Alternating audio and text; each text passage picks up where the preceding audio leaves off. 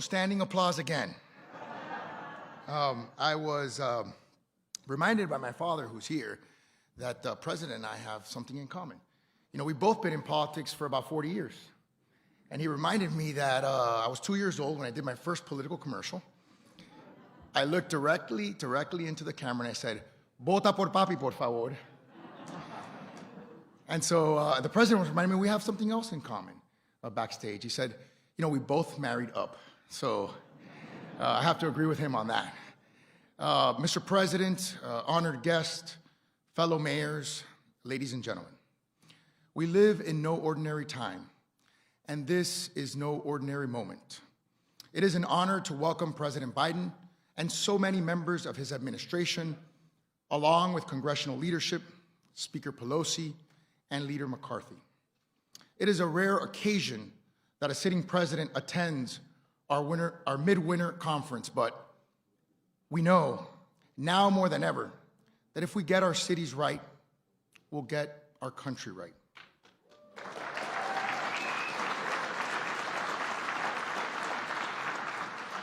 And thank you, Mayor Bowser, for leading the clap. Of course, host mayor always gets deference. For the past 2 years, mayors have stood on the front line of American democracy. Mayors have carried the heavy burden of economic recovery and social dislocation. Mayors have led on common sense public health measures to save lives and to save livelihoods. We mayors understand the issues at hand. We know that while others posture, we must persuade. While others incite, we must implement. And while others talk, we must deliver. Mayors have stood in the breach between toxic partisanship on both sides to deliver real results for real people. We welcome you warmly and welcome further engagement with you and your administration in the years ahead, Mr. President.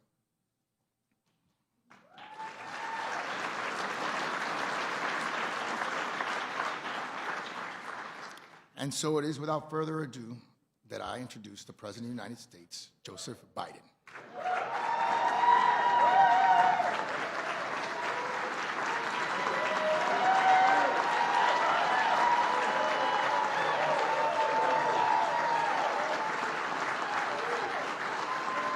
Hello, hello, hello.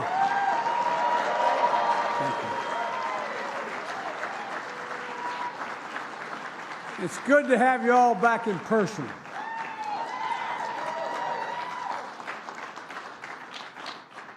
Mr. Mayor, thank you for your leadership. I appreciate it. And I know one thing, we both did marry up. Mayor Bowser, thanks for hosting us. You're the best. You really are. Thank you for everything you do. I've had the honor of addressing this body many, many times, and I've always had an enormous respect for the job you do. Some of you heard me say before, but it's the truth. I ran for the United States Senate in 1972 as a 29-year-old kid because I was a local official and it was too hard. They know where you live. And so you think I'm kidding. It's not a joke. Mayors carry the quality of the people's lives on your shoulders. Everything you do every day affects their lives more than almost anything anybody else does. And you can make or break a person's day. Will the bus get me home on time? It sounds silly, but will the garbage be picked up? Will I be safe walking in the park? These are the bigger questions. Can I afford to give my family a good life? Will my kids have a chance to get a good job someday? How will I rebuild from the fire or the storm? You know, all of these questions, they're not partisan, but they're practical. People you look to are you. They're the people they look to, or you, for real. You know there's no way to walk into the corner drugstore without being accosted immediately as to what's going on, right? Well, so you know what it means to solve real problems, to be held accountable for the people you serve. That's why when I put together my cabinet, I called on former mayors, and I mean this sincerely. Take a look.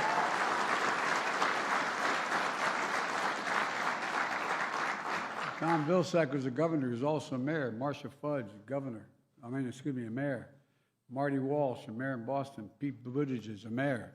And I picked Mitch Landrieu to oversee the implementation of the infrastructure law, which is over $1 billion, $200 million, because he knows how mayors get things done. No, I mean it. Not a joke. Because mayors know the measure of success isn't scoring partisan points. It's, did you fix the problem? Did you fix, seriously, think about it. Did you fix the problem? The infrastructure law is a perfect example of what we can achieve when we tackle problems the way mayors do. Everybody in America knows we've fallen behind in infrastructure.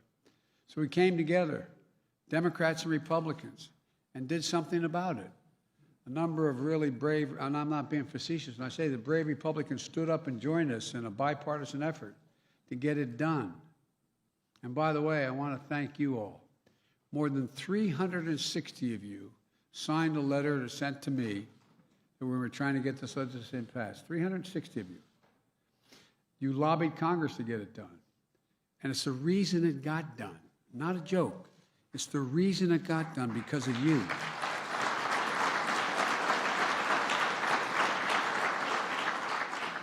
There were a lot of people who wanted to vote for it, but they had a lot of pressure not to vote for it for political reasons.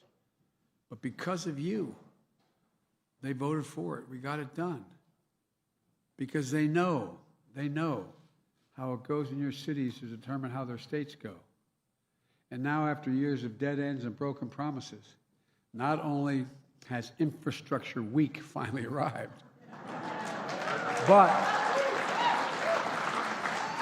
we can literally, because you look forward to an infrastructure decade. That's not hyperbole. Back in 2009, when President Obama asked me to lead the recovery effort, which was an $800 billion effort, and the first thing I did, I went to the mayors. Not a joke. Now, most of you are too young to have been around in 2008, but look, I spoke to over 200 mayors putting that together. Because of them, because of you, we came through that moment together. That's the same approach that Mitch has taken, having been a former mayor, with all of you. I know Mitch has spoken to many of you already. And in just 2 months, we've already seen this law start to make a real difference, creating better jobs, transforming our communities in tangible ways. We've announced billions of dollars for highways, ports, airports, water and sewage systems, high-speed internet, funding to clean up the rivers in Ohio, chemical plants and sites in Florida, polluted lakes in Michigan, and dozens of other sites. A new program to cap and plug orphaned oil and gas wells, spewing methane into the air, cleaning up the communities that, in fact, they're affecting, while good-paying jobs. The folks who dug those wells when we needed them, they got paid well. Well, they're getting paid the same amount to plug those wells. It matters. It matters. A new initiative to bolster our energy grid with stronger transmission lines and towers to keep the power flowing more reliably and consequently more secure energy supply. You know, I've flown all over the world, all over the country this last year, visiting sites that have been damaged as a consequence of environmental changes. You know, more forest, homes, buildings, businesses have been burned to the ground than make up, if you're taking the square miles, than the entire state of New Jersey, from New York all the way down to Cape Henlopen. That's how much is burned to the ground. A lot of it because of the lack of resilience in those towers that get blown over, the wires snap. We got so much we can do with this legislation now. Last week, we rolled out historic investments in our nation's bridges, like the one I visited in New Hampshire, where restrictions could force school buses and fire trucks to go 10 miles out of their way just to get across a small river. Or the I-10 bridge I visited in Louisiana. It's 20 years past its planned life. It doesn't have modern safety features. And it's last inspected, the bridge is deemed to be in poor condition. And now it has 2 lanes on the bridge, okay, that a 4-lane interstate feeds into, creating and causing major backups. We're going to upgrade thousands of bridges, creating good-paying jobs, cutting commute times, ensuring that as we build back, no community gets to be left behind. Folks, that mayor's view of the problem solving is exactly what we brought to the American Rescue Plan. It's designed so that you'd be able to have the resources and the flexibility to take both the short-term and long-term challenges created by this pandemic. 10 months ago, that law is still carrying the nation forward on vaccines, on boosters, on keeping schools open. And it's still making a difference for communities across the country. And I might add, a lot of money in that to keep those schools open. Some states have spent the money well, gotten it to you all so you can, in fact, keep those schools open and change the ventilation system and change the busing and all whole works. Some states haven't distributed the money. Everything I've done my career when it comes to federal funding, I've tried to make sure that you don't have to go past GO to get it. It goes directly to the mayors, directly to you. I mean it, not a joke.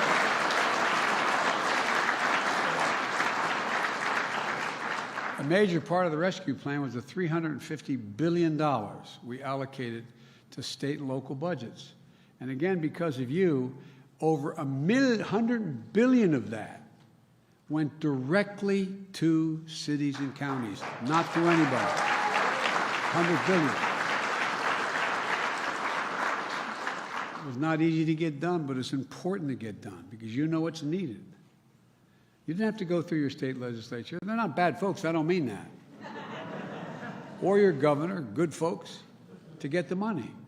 Today, communities are still putting those funds to work, keeping people on the job, connecting people to better jobs. In Seattle, the money is being used to give premium pay to local child care workers so they can keep child care centers open and available for folks who need it. Not sure that would have happened if not gone directly to the states. Had gone directly to the states. You know, in Phoenix, partner with community college. These funds are going to help workers find careers in regions and in the semiconductor industry, which is a big, big deal. In Milwaukee, y'all are training workers to get help to get rid of lead pipelines. You have 450,000 schools. I mean, the idea that we have our kids drinking out of fountains that have lead pipes feeding the fountains. Because everybody deserves clean water. Everybody, no matter where you're, city, suburban, or rural areas.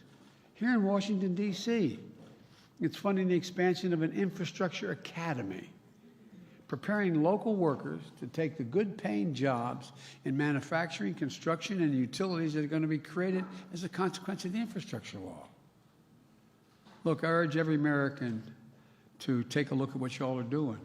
I urge every mayor in America to follow suit, to use the resources, the rescue plan, the resources that were intended not just to stave off disaster, but to build for a future around the people who make communities run. Use your funds to cover child care costs or temporary paid leave to help certain workers dealing with Omicron. Build pathways to better jobs through union-based apprenticeships and on-the-job training. To give people in every zip code a chance to deal for themselves and deal them into this booming economy. That also means building more affordable housing so people can have safe places closer to their jobs. Funding proven programs to help fight violent crime. We shouldn't be cutting funding for police departments. I propose increasing funding. Look, you know, we ask cops to do everything, including be psychologists and social workers. Guess what? They need psychologists and social workers. No, I mean it. Not a joke. So they can hire more social workers, folks trained in mental health, so they can partner with trusted community leaders, like the programs the Rescue Plan is funding in Atlanta and Louisville and other cities across the country. The truth is, we have an incredible opportunity ahead of us this year. We still have a lot of work to do to defeat COVID, to bring down costs for families. But just look at what we've accomplished together so far, even in the face of those headwinds. In 2021, more jobs were created in America than ever in a single year in American history. More jobs, over 6 million. Unemployment rate dropped more than any year in American history. Incomes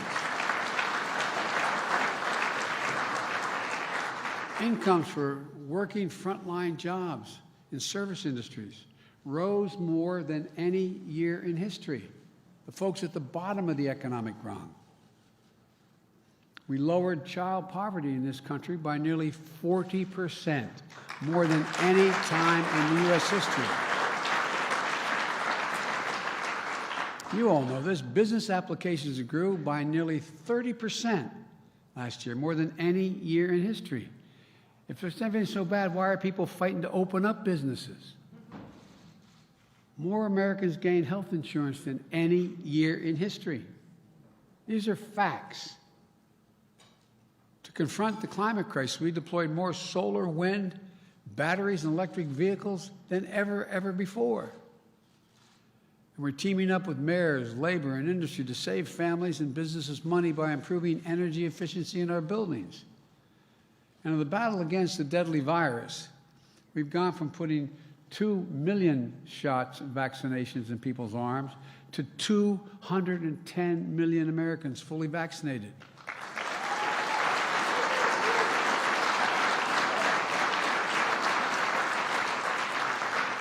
And you mayors have been critical partners. I'm not trying to be nice to you, it's just a fact. You've been critical partners in that fight from day one, from masking to testing to vaccinations.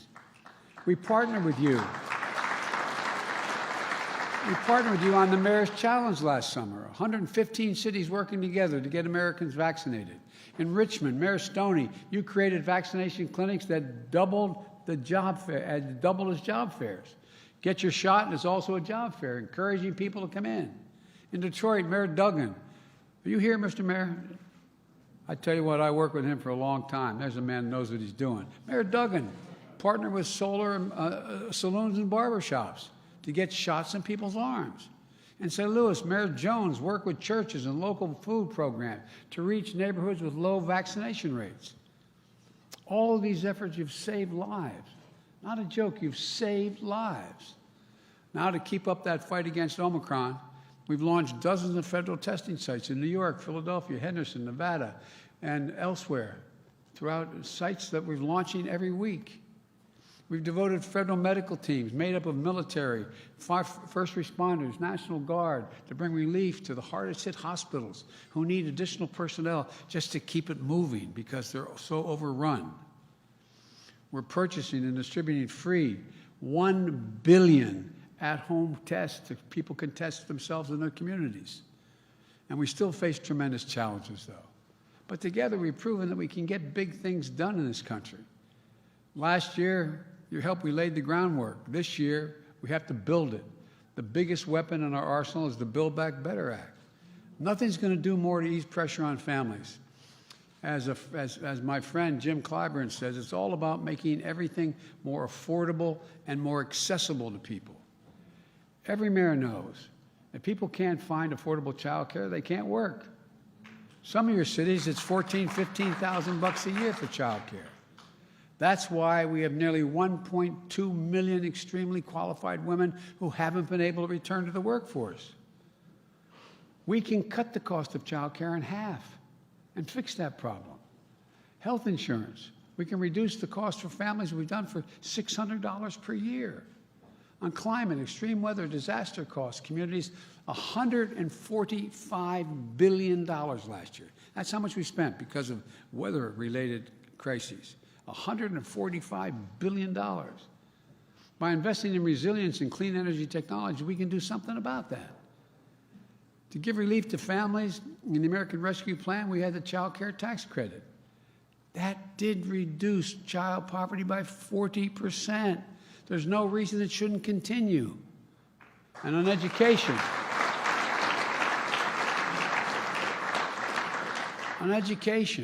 today about half of the 3 and 4-year-olds are enrolled in early childhood education. In Germany, France, UK, Latvia, the number is more than 90%.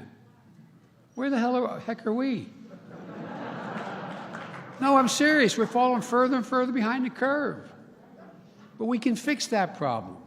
We can do this and more on health care, nutrition, a host of other issues. And folks, here's the point. We can do it without increasing inflation or the deficit. 17 Nobel laureates in economics wrote a letter to me recently affirming that this bill would reduce inflationary pressures on the economy. Not increase, reduce it. And by the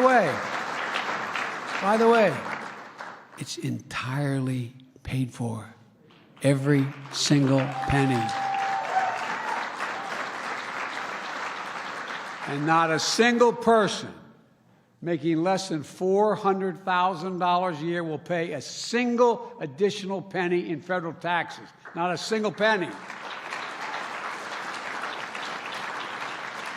And by the way, I'm a capitalist. I'm not a socialist. If you can make $1 billion or $10 million, good for you. Just begin to pay your fair share. Pay a little bit. We can pay for all this by just making sure that the wealthy and the biggest corporations pay their fair share. Case in point, last 2 years, 55 of the Fortune 500 companies, and I come from the corporate capital of the world, Delaware, not a joke. More corporations incorporated in my state than every other state in the union. Okay? I get it. And I represented it for 36 years. But guess what? You got 55 corporations last year that made $40 billion in profits and didn't pay a single penny in taxes. That's not right. That's not right. Look, we can tackle all these challenges, just like we did with the rescue plan, the infrastructure law, and the fight against COVID. But we can't do it without you. I'm not trying to be nice to you. We can't do it without you. No, really, that's the God's truth. You understand the challenges people are facing, and you understand the solutions. You know this isn't, when it gets down to whether the garbage gets collected or someone is safe in the street, this isn't partisan, it's practical. You understand the cost if we fail to act. We need the voice of mayors telling the stories of what your communities need and the impact we're making on people's lives or not making. If we can get this done, I believe this with every fiber of my being. If we can get this done, there's no limit what Americans can achieve. So let's continue to give working families a fighting chance. I wasn't kidding when I said, when I announced for president, that I am so tired of the working class and middle class carrying the burden. It's about time we grow the economy from the bottom up and the middle out. And by the way, when the middle class does well, the wealthy do very, very, very well. I'm not joking. This isn't about punishing anybody. It's about getting everybody in the game. Raise your hand if you think the present tax structure is fair. And we'll take a picture of you and send it home.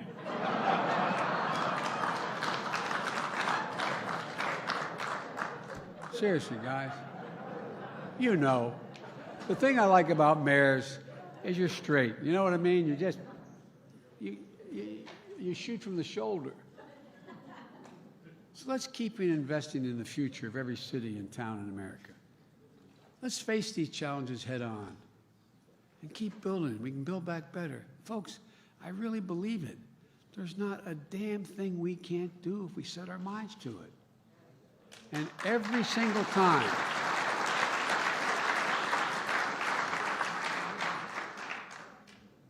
think about this now. This is not hyperbole. No other country than America has come through every crisis we've faced and ended up stronger than we were before we got into the crisis.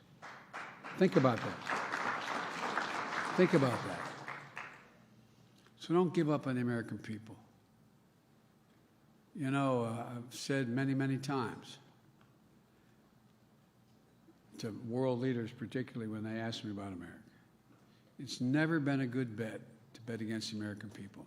Never, never, never been a good bet to bet against the American people.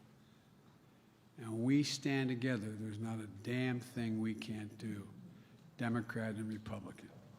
Thank you all. May God bless you. And may God protect our troops. Keep it going, folks. We need you badly. We need you badly.